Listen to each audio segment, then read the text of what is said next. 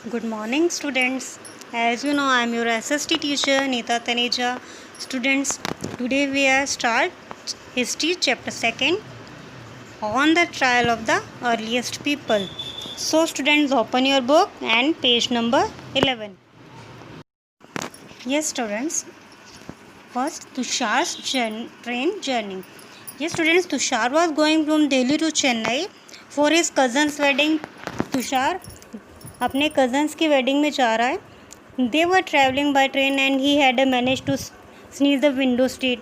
वो ट्रेन पे ट्रैवलिंग कर रहा है और वो किसी तरीके से विंडो सीट जो है उसको अरेंज कर लेते हैं और वो विंडो सीट के ग्लास में से बाहर की तरफ देखता है और तुषार जो है बाहर की तरफ देखते हुए वॉच कर रहा है कि ट्रीज़ और हाउस फ्लाइज जो है वो एकदम से पीछे की तरफ पास में भागते उसको फास्ट रनिंग करते उसको दिखाई दे रहे हैं। और उसके अंकल जो है उसके शोल्डर पर पैट करते हुए बोलते हैं कि क्या कभी तुमने सोचा था कि ट्रेन कब स्टार्ट हुई होगी। Train were first used about 150 years ago. 150 साल पहले ट्रेन जो है वो स्टार्ट की गई थी। Begin using buses a few decade later, और बसेज जो है उसके कुछ सालों बाद स्टार्ट हुई थी। तुषार जो है ये सब देखकर बहुत हैरान हो जाता है कि इससे पहले के लोग जो हैं वो किस तरीके से ट्रैवल करते होंगे। सो स्टूडेंट्स, ये सब सोचते हुए तुषार जो है वो सोचते हैं कि जो पहले के लोग थे वो किस तरीके से अपना लाइवलीहुड करते होंगे।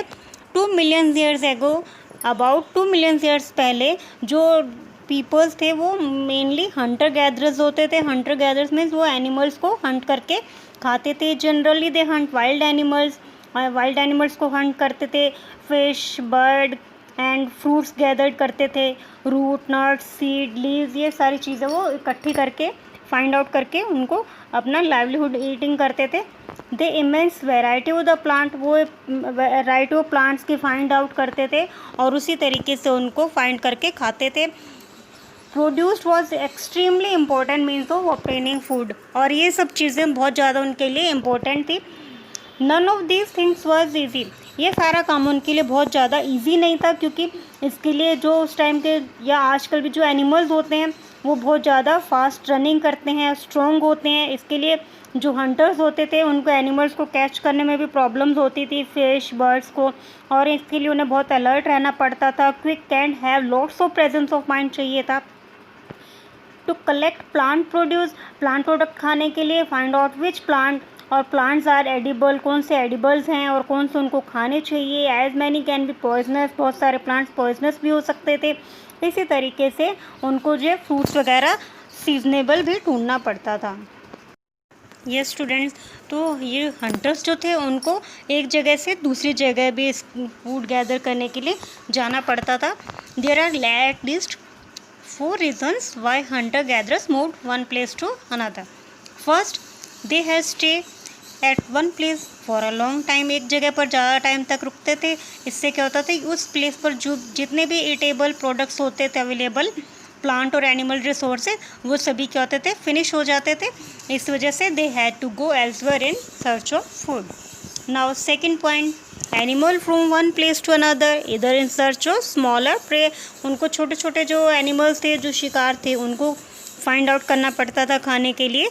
इसके लिए भी उन्हें एक जगह से दूसरी जगह जाना पड़ता था। उनकी जो कैटल्स होती थी, जो भी एनिमल्स को रखते थे, उनके फूड के लिए भी उनको एक जगह से दूसरी जगह लेकर जाना पड़ता था। Third one is plant and trees bear fruit in different season. जो प्लांट्स और ट्रीज होते थे उनके ऊपर सीजनेबल फ्रूट्स आते हैं, हमें पता है।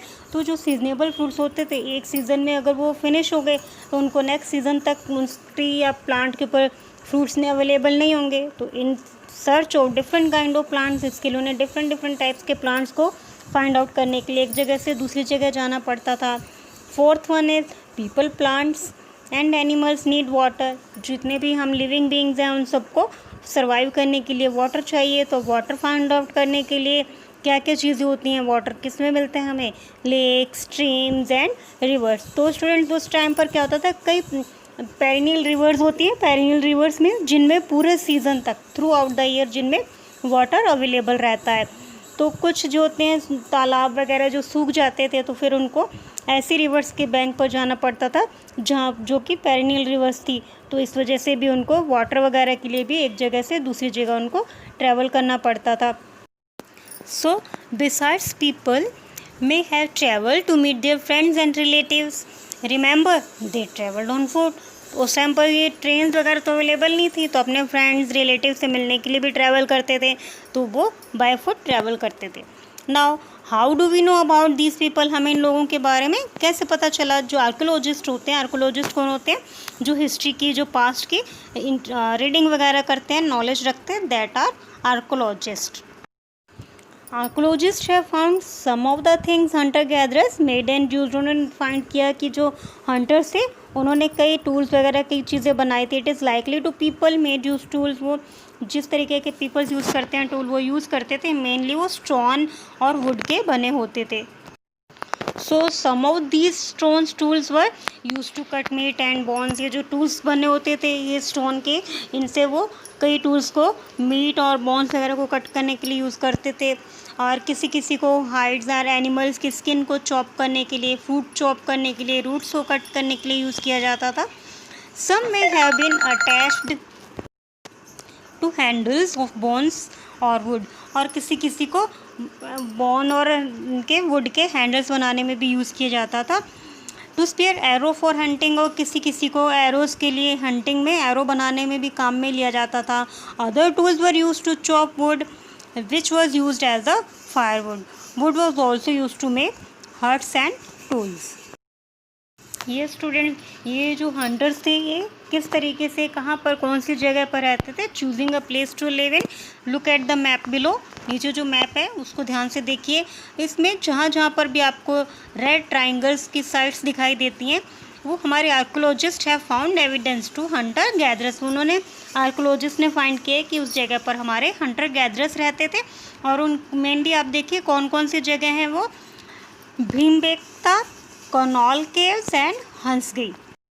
Students, if you see carefully, many sites were located near sources of water such as river and lakes. इनमें जो भी हैं ये सारी मेनली कहाँ पर लोकेटेड है? जहाँ पर वाटर इजीली उनको अवेलेबल होता था। जैसे हमारा भीमबेटका है, कनाल केव्स हैं, हंसगी, जितने भी हमारे इसमें रेड ट्राइंगल्स हैं वहाँ पर हमें हमारे आर्कोलॉजिस्ट को हंटर गैदरर्स के साइंस मिले थे कि वहाँ पर वो अवेलेबल थे, पास्ट में वहाँ वो रहा करते थे।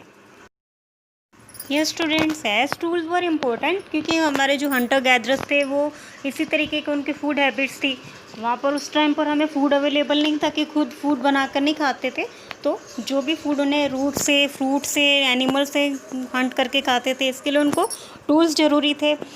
तो as tools for important, people try to find, लोग ऐसी जगह ढूंढते जहाँ पर कि जो स्टोन की क्वालिटी हो इजीली उनको अवेलेबल हो जाए, जिससे वो अपने टूल्स बना सकें। Find places where good quality stone were easily available.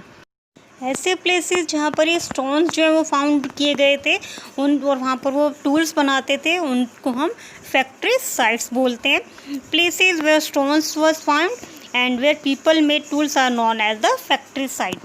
How do we know, हमें कैसे पता चला कि स्टूडेंट्स वो उनकी फैक्ट्री साइट्स थी? यूजुअली वी फाइंड, जो हमारे आर्कोलॉजिस्ट हैं उनको वहाँ पर उनके स्टोन्स के ब्लॉक्स मिले और टूल्स मिले। उनके टूल्स के जो परफेक्टिज्म थे, उनके जो चिप्स बनाए गए थे वो हमारे आर्कोलॉजिस्ट को। We find block of stones, tools that were made and perhaps discarded because they are not perfect.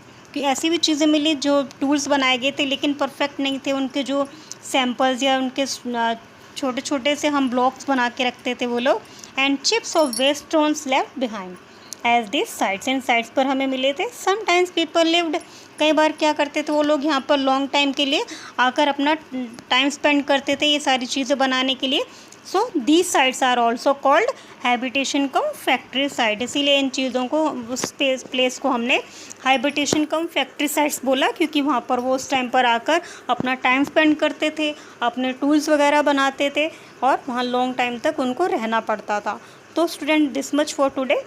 Next half portion we do in next class. So have a nice day. Enjoy your chapter.